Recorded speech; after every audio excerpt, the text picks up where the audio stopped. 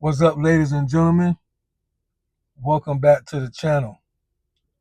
Thanks, everybody, for rocking with me and tuning in. I want to address this one primarily to younger men who may get caught up in the cycle of trying to chase the baddies, as they call them nowadays. My video, the title will be something about that. But for just this talk right now, I want to focus on stop chasing the baddies. When I was about I want to say 10 or 11, fifth grade, whatever that is, 10 or 11, I learned a very important lesson that at the age of 48, because I'm about to tell you the story, so obviously I never forgot this lesson that I learned. Back in those days, of course, kids, we all played outside, hung out, whatever. Girls, guys, we all hung out, little crew. And there was two sisters that was, remember now, I'm 10, 11 years old. There was two sisters that was twins, and off the chain. At least, my 10-year-old mind, they were fine, they were gorgeous, they were beautiful. And we noticed that they wasn't outside playing with the rest of us. So back in them days, you take a little rock, throw it up to their window, and they open the window and say, "Hey, you coming down? We're gonna play kickball, dodgeball, red rover, whatever." So this day I threw a little pebble up there, and it was like we getting grounded. We got grounded, so we can't come out. So, I was like, oh man, whatever, whatever. So then they said, here comes the lesson. Then they said, but we want some candy though. Can you go get us some candy from the shopette, which is what the military little store was called at the time, little Aphis shopette. So my little 10-year-old self, with no money, I run about about a mile and a half to the shopette. No money. So I'm shoplifting two bags actually of I don't know if they still make them, but Hershey's little candy bars. There'll be a bunch of them in a bag, different types of Hershey's or whatever. Mr. Goodbar in the bag. Y'all know what I'm talking about. Hershey's in the bag. It'd be like 4 or 5 different type of Hershey. So I went in there, stuffed two of them down my pants till I got back outside, and took them out my pants, and I'm running back. And all the way up there, just because they said they wanted some candy, I'm running back. So when we get back, somehow something happened to where I wasn't either they somehow I had to toss the candy up almost individually. So I was tossing them up like 4 or 5 at a time. They was little goofy me. I'm out there picking them up, tossing them up again. I don't know why I didn't just throw the whole bag up. I can't remember. I don't know why I just throw the whole bag, but for some reason I didn't. I can't remember what stopped that. So 2 bags of candy. I'm just throwing up. Finally, they got it all. I'm feeling, yeah, I did something for them. Maybe, they have to, get talked to them when they get off restriction or whatever. Later on during the day, I'm hanging out with the crew and I see my homeboys eating chocolate. I'm like, man, where y'all getting this candy from? Man, so and so gave it to us. We went over there to see it. They on restriction. They threw a bunch of candy out the window at us. Oh boy, I tell you. This was before Professor X was Professor X now. So y'all go easy on him.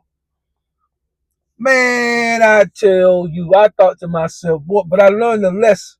I learned a lesson at 10 years old that stuck with me 38 years later of how women operate and what women will do. Even though I didn't process it at the time that that's what women do, but over time, I've always in my mind been able to relate to that story. So this is what I want to say to the young men here. Stop chasing baddies. I'm gonna put you on game here for free. Okay. Number one, the baddies, and there's a difference between a girl that's gorgeous and a baddie. So I'm not talking about just beautiful women. The baddies based on some of the things that I'm about to tell you. They're gonna be attention junkies. Okay. So you can be beautiful and then kind of keep to yourself and not want all the attention, but then when you over the top, you go to that social media, you know the baddies. You know the ones that want all the attention. Number one, they're not built for you. That's what you have to keep in your mind as a young man. They're not built for you. They're really not built for any one man, but they're definitely not built for you. They're built for attention, and they are addicted to it. And that's what you have to keep in your mind. When you are trying to chase a baddie, remember, she's not built for you. She's built to attract attention. She is now addicted to that attention, and there's nothing you're going to be able to do about it. Most baddies, because they like the attention, and this is what you have to keep in mind, she likes the entertainment that you give her, and she likes the same entertainment from 10 other guys. 10 other guys just like you is in the game trying to get her attention. All of the attempts that all of y'all are giving her is causing her to be more and more and more addicted to the attention, verifying that she's not built for either one of y'all. She's going to need the attention from all 10 of y'all. And the moment that you move to try to impress her, you lose. Keep that in mind. It's a game. Remember, you're chasing the baddie. In order for you to chase, you have to move towards it, and it has to move away. So when you're trying to impress with whatever it is that you're doing, when you're trying to impress, hoping that that's going to hook, she's going to take off. And that's why I say, when the moment you try to impress and you no longer is just being yourself, you will lose.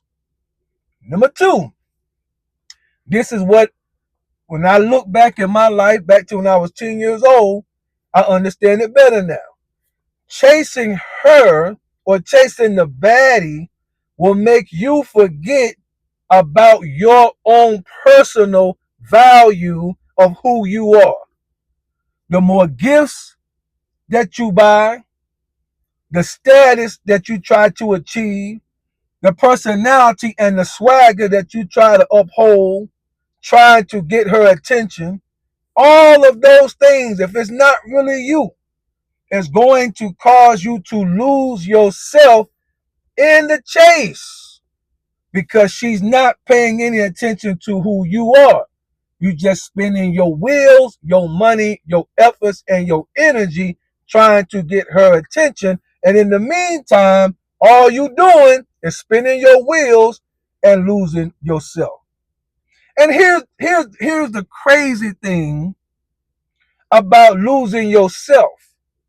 Because let's just say that for some crazy reason, she slowed down from running away from you, and you was able to actually get her after you lost yourself chasing her. That only means that you are now stuck in a relationship where you are not even really who you are, because the person that got her is not the real person that you are, because you lost are you with me? You lost yourself in the chase. You became somebody else in order to attain her attention and to impress her. Even if she stops and says, you can have me, out of all the guys, you can have me, you're stuck. Because the man that she gets, that's not really him.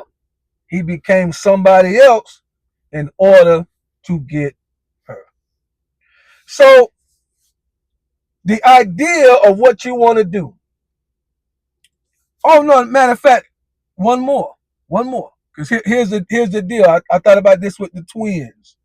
I remember throwing up the candy, and I was thinking to myself how lucky I was. I was the only guy. I remember thinking that. I'm so lucky these two gorgeous girls is hanging out the window, laughing and giggling. He. I wish I could see him today. I let him know something. But anyway, yeah, I tell him something. When you feel lucky, I want to add this because this was what happened to me. When you feel lucky to be with her, you will allow and tolerate her disrespect. The same way that I allowed the twins to disrespect me, I ran 3 miles there total there and back, shoplifted some candy, took my time to throw it up. They got it all, only for them to throw it back out the window to my homeboys when they went by and saw them later. It's a level of disrespect. Of course, you 10 years old, you just laughing and giggling, blah, blah, blah.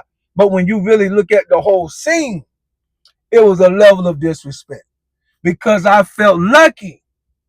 And when you feel lucky to be in her presence, lucky that she chose you, you're not gonna stop any disrespect that she give you because you don't want to start the process of chasing her all over. So she has all the power. Remember that. If you are chasing somebody or with somebody and you always, man, I feel so lucky, you will tolerate whatever disrespect. You will set no boundaries and she will disrespect you. And over time, what's going to happen is you are going to resent the fact that you even spent time, energy, and money chasing after her. So what you want to do is you want to find, and this is the best way to do it, find a real match. Someone that matches up with even with your personal looks. Men, if you look in the mirror and you say to yourself, I'm a strong 6.5, stay somewhere in that. I ain't saying you got to go down to a 3, but don't try to go up to a 9 because you're going to be a little bit out of your element. If you are 6.5, 5, maybe, 7.5, maybe. Don't try to do too much. Now, if you look in the mirror, you give an honest assessment, you say you an 8 or a 9, that's one thing. But be honest with yourself. Your whole package, your whole value, everything that you bring, what do you see yourself stick somewhere in there? And remember, when you go to choose, and you're choosing from someone that has the same lifestyle, values, goals, energy, what's going to happen is that communication and that relationship and that chemistry is going to flow a whole lot easier than somebody that you had to put on airs for, as we call it, and have to chase. Now, I'm going to end with this. The new one, or the one that fits you better than the baddie, she may not turn every head that when y'all go into the room. She may not turn every head. But I thought about this when I was meditating on this video. She may not turn all the heads when you walk into the room, but she will turn to you when life gets hard. You got it? Young men, do you got it? Good.